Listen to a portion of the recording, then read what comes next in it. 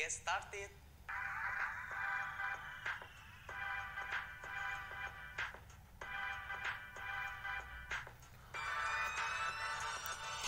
Obat dikatakan baik bila memenuhi 3 aspek: mutu, khasiat, dan keamanan. Di industri farmasi ada bagian khusus yang bertugas untuk mengawasi mutu obat agar obat yang dihasilkan benar-benar berkualitas, yaitu bagian pengawasan mutu atau bahasa kerennya quality control. Karena pentingnya bagian ini, pengawasan mutu ada bab tersendiri di CPOB loh. Intinya, pengawasan mutu ini adalah bagian untuk pengambilan sampel dan pengujian laboratorium, baik bahan baku farmasi ataupun sediaan farmasi. Nah, dari hasil pengujian laboratorium tersebut, nanti ditetapkan apakah mutu atau kualitasnya itu memenuhi syarat atau tidak. Jika kita baca terkait pengawasan mutu di CPOB, kita akan sering menemukan baku pembanding, larutan baku, dan larutan pereaksi.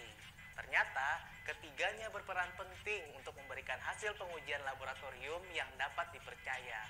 Yuk, kita bahas satu persatu. Pertama adalah baku pembanding, yaitu suatu bahan seragam yang otentik untuk digunakan dalam pengujian kimia dan fisika tertentu, di mana dibandingkan dengan sifat suatu produk yang diuji dan memiliki tingkat kemurnian yang sesuai dengan tujuan penggunaannya. Jadi jelas ya bahwa baku pembanding ini sebagai baku atau standar acuan untuk dibandingkan dengan bahan baku atau sediaan farmasi. Kenapa bisa jadi baku atau standar? Karena dia selalu seragam dan memiliki tingkat kemurnian yang tinggi dan sesuai dengan tujuan penggunaannya. Nah, baku pembanding ini ada dua macam, baku pembanding primer dan baku pembanding sekunder. Apa itu baku pembanding primer? Yaitu bahan yang sudah memiliki mutu yang tepat, di mana nilainya dapat diterima tanpa harus membandingkan dengan zat kimia lain apabila digunakan sebagai baku penetapan kadar. Sedangkan baku pembanding sekunder adalah suatu bahan yang karakteristiknya ditetapkan berdasarkan perbandingan atau dikalibrasi terhadap baku pembanding primer. Jadi, secara kualitas baku pembanding primer lah yang paling bagus. Namun, karena harganya yang mahal, biasanya yang digunakan sebagai baku pembanding saat penetapan kadar adalah baku pembanding sekunder. Nah, di Indonesia, baku pembanding primer yang digunakan adalah baku pembanding Farmakope Indonesia atau disingkat menjadi BPFI. BPFI adalah senyawa yang telah dikarakterisasi, bisa senyawa obat, produk biologis, eksipien, cemaran, hasil urai, ataupun bereaksi, yang telah disahkan untuk digunakan sebagai baku pembanding pada pengujian kualitatif dan kuantitatif, serta bersifat resmi dan memiliki legalitas hukum di Indonesia. Pengujian yang sifatnya kualitatif misalnya uji identifikasi untuk membuktikan apakah benar zat uji yang ada merupakan senyawa yang diinginkan. Misalnya kita punya serbuk paracetamol, warnanya putih dan banyak sekali serbuk berwarna putih. Nah, uji kualitatif berguna untuk membuktikan apakah benar serbuk putih tersebut adalah paracetamol. Jadi serbuk tersebut kita bandingkan dengan paracetamol BPFI.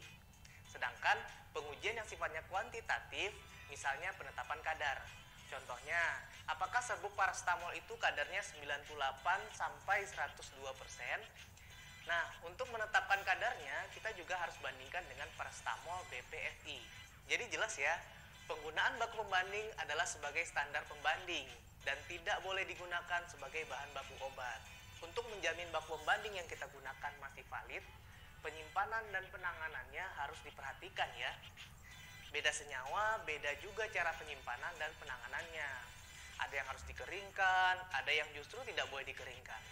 Ada yang harus di suhu ruang, ada juga yang harus di lemari pendingin. Jadi harus cek monografi setiap senyawa terlebih dahulu. Selanjutnya adalah larutan baku, yaitu larutan dari suatu senyawa kimia dengan kadar yang sudah diketahui secara tepat.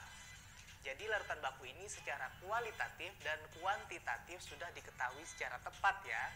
Senyawanya apa dan berapa kadarnya. Bagaimana menjamin kadarnya tepat? Yaitu dengan cara tepat massa zat yang ditimbang dan harus sesuai dengan ketelitian timbangannya. Dan tepat juga volume pelarutnya. Bisa menggunakan labu ukur. Kalau di buku Farmakope, biasanya larutan baku adalah baku pembanding yang dilarutkan dalam pelarut yang sesuai. Kadarnya bisa dihitung dalam satuan molar, normal, dan ppm. Masih ingat kan rumusnya? Molaritas dalam satuan molar yaitu mol dibagi dengan volume dalam satuan liter. Sedangkan normalitas dalam satuan normal sama dengan gram ekivalen dibagi dengan volume dalam satuan liter. Kalau kadar dalam satuan ppm yaitu massa zat dibagi dengan massa pelarut. Bila pelarut memiliki massa jenis 1 gram per mililiter, misalnya air, nah rumusnya bisa kita konversi menjadi massa zat dibagi dengan volume pelarut dalam satuan mililiter. Dalam analisis kuantitatif secara volumetri, larutan baku merupakan larutan bereaksi yang dibedakan menjadi dua macam, larutan baku primer dan larutan baku sekunder. Larutan baku primer adalah larutan yang dibuat dari zat yang mudah diperoleh dalam keadaan murni. Itu syarat utamanya. Nah, kemudian syarat keduanya tidak mudah berubah dalam udara sewaktu ditimbang, misalnya higroskopis atau teroksidasi oleh oksigen di udara atau menyerap CO2 di udara. Dan yang ketiga, bila ada pengotor, jumlah pengotornya harus sangat sedikit. Keempat, bobot ekivalen harus tinggi untuk meminimalisir kesalahan penimbangan. Dan yang terakhir, mudah larut dalam pelarut yang digunakan. Contoh larutan primer ini seperti natrium bikarbonat atau Na2CO3, asam oksalat atau H2C2O4, dan kalium iodat atau KiO3.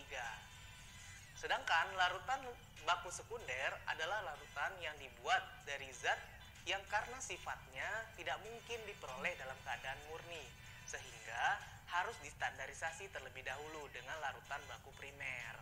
Contohnya HCl, NaOH, dan KMnO4.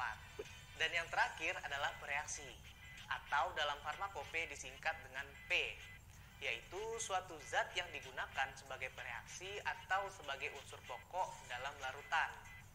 Reaksi ini dibutuhkan untuk uji dan penetapan kadar suatu zat, serta untuk menetapkan mutu dari reaksi lain. Reaksi harus memiliki mutu untuk analisis atau analytical grade untuk memastikan kebenaran hasil pengujian dan penetapan kadar. Nah, bila reaksi ini dilarutkan dalam pelarut tertentu dengan kadar tertentu untuk penggunaan tertentu, maka disebut sebagai larutan bereaksi atau dalam farmakope disingkat LP. Sekarang saatnya kita latihan soal. Soal pertama, sebanyak 100 mg paracetamol BPFI dilarutkan dalam 100 ml metanol P. A. Hitung kadar larutan baku paracetamol dalam satuan ppm. B. Bagaimana cara membuat 50 ml larutan baku dengan kadar 10 ppm? Sesuai rumus tadi bahwa untuk kadar dalam satuan ppm, maka kita harus konversi terlebih dahulu 100 mg menjadi 100.000 mikrogram. Bila massa jenis tidak diketahui, bisa kita anggap 1 gram per mililiter. Selanjutnya, dimasukkan ke dalam rumus kadar dalam satuan ppm, sama dengan 100.000 mikrogram dibagi dengan 100 ml. Jadi, kadar larutan baku paracetamol adalah 1000 ppm. Nah, bagaimana cara membuat 50 ml larutan baku dengan kadar 10 ppm? Yap, tentunya dengan rumus pengenceran volume. Volume awal V1 dikali kadar awal C1 sama dengan volume akhir V2 dikali kadar akhir C2. Kita masukkan V1 dikali 1000 ppm sama dengan volume akhir yang diinginkan yaitu 50 ml dikali dengan kadar akhir yang diinginkan yaitu 10 ppm. Maka V1 sama dengan 0,5 ml. Namun 0,5 ml ini sangat kecil. Bila sedikit saja kesalahan, maka kadar menjadi tidak tepat. Untuk meminimalisir kesalahan, sebaiknya dilakukan pengenceran bertingkat. Tahap pertama, kita ubah terlebih dahulu dari konsentrasi 1000 ppm menjadi 100 ppm. Dengan rumus yang sama, V1 kali C1 sama dengan V2 kali C2. Masukkan angkanya, V1 dikali 1000 ppm sama dengan 50 ml dikali 100 ppm. Sehingga diperoleh V1 5 ml. Jadi, tahap pertama ini 5 ml larutan baku 1000 ppm ditambahkan metanol sebanyak 45 ml atau ditambahkan metanol sampai batas labu ukur 50 ml. Nah, tahap kedua, larutan kadar 100 ppm yang tadi diencerkan kembali. Rumusnya sama, P1 dikali 100 ppm sama dengan 50 ml dikali 10